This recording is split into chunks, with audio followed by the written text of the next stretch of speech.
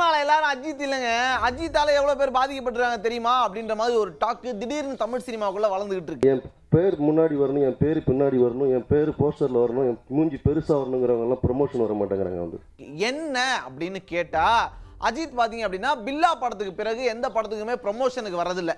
என்ன பார்க்கணும் அப்படின்னா ரசிகர்கள் ஸ்கிரீனுக்கு வந்து பார்க்கட்டும் அப்படின்னு சொல்லிட்டு அஜித் அவர் ஒரு புது ரூட்ல போயிட்டு இருக்காரு. அதுவும் ஒரு மார்க்கெட்டிங் ஸ்ட்ராட்டஜியாக தான் பார்க்கப்படுது. ஏன்னா அஜித்துக்கு வந்து அந்த அளவுக்கு ரசிகர் கூட்டம் இருக்கு.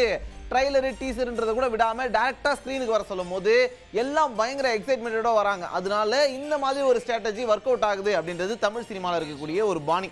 அதை பார்த்தீங்க அப்படின்னா பல பேரும் பின்பற்ற ஆரம்பிச்சிட்டாங்க. நான் அஜித் மாதிரி அதெல்லாம் வர முடியாது ப்ரமோஷனுக்கு அப்படின்ட்டு நிறைய ஹீரோ சொல்ல ஆரம்பிச்சிருக்காங்க.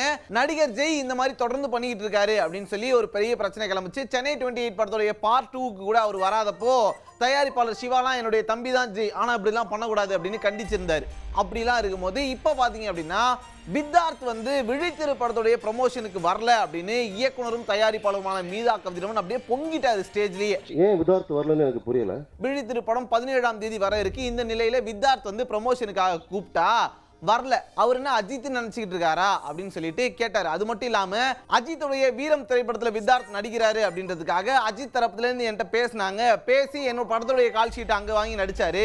இதனால என் படம் 6 மாசம் லேட் ஆச்சு, அதெல்லாம் கூட பொறுத்துக்கிட்டேன். ஆனா இப்போ வந்து ப்ரமோஷனுக்கு வர மாட்டேங்கிறாரு அப்படின்னு பொங்கிருக்காங்க. ஒரு நாள் வித்தார்த் வந்து என்னை கூப்பிட்டு வந்தாரு, சுரேஷ் சந்திரா கூப்பிட்டு வந்தாரு. அஜித் சார் வந்து உங்கள்கிட்ட பேச சொன்னாரு. நான் அஜித் சார் நம்மகிட்ட பேச சொன்னாரு. வீரம் படம்ல வந்து நான் ஒரு சின்ன ரோல் பண்ணணும், அதுக்கு வந்து உங்கள் டேட்டு வந்து இருந்ததுன்னா கிளாஷ் ஆகும். சரி, அஜித் சாரே அனுப்புனார். எப்படி அஜித் சார் சொன்னார் இப்போ வீரம் படம்ல பண்ணணும் அப்படின்னு கேட்டார்.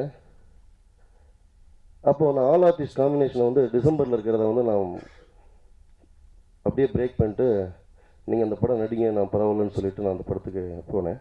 திரும்ப நான் ஆல் ஆர்டிஸ்ட்டை சேர்க்கறதுக்கு 6 மாதம் ஆச்சு. ஸோ இந்த படம் டிலே ஆகிறதுக்கு ஒரு 6 மாதம் அப்படி போச்சு. ஸோ எல்லாரும் அஜித் ஆயிட முடியாது அப்படின்னு தமிழ் சினிமாவில் ஒரு டாக் இருக்கு. பில்லா படத்து வரைக்கும் அவரும் எல்லா ப்ரமோஷனுக்கு வந்தவர் தாங்க, வந்து படத்தை ப்ரமோட் பண்ணி கொடுத்துட்டு தான் இருந்தார்.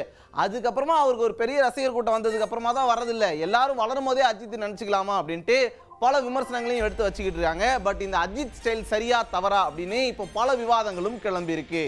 தயாரிப்பாளர்களோட வழியை புரிஞ்சுக்கங்கன்னு கேட்குறாங்க, வேற ஒன்றுமே கிடையாது. தயாரிப்பாளர்கள் வழி என்னன்னு கேட்டிங்கன்னா வந்து நீங்கள் படத்துக்கு, ஏன்னா இப்போ அஜித் சாரை பார்த்து நிறைய பேர் வந்து என்னென்னா அஜித் சார் ஆசைப்படுறாங்க. அஜித் சார் ஆகலாம், பட் அஜித் சாரோட இமேஜ் வேறு. ப்ரமோஷனுக்கு வரணுங்க, ஒரு படத்துடைய ப்ரமோஷனுக்கு வரலன்னா என்ன? நீங்கள் தமிழ் சினிமாவில் நிறைய பேர் அஜித் சார் ஃபாலோ பண்ணி நாங்கள் ப்ரமோஷனுங்கிறது எனக்கு புரியவே இல்லை. அது என்ன கல்ச்சர்னே புரியல. ஸோ இது வேதனையான ஒரு பகிர்வு வந்து.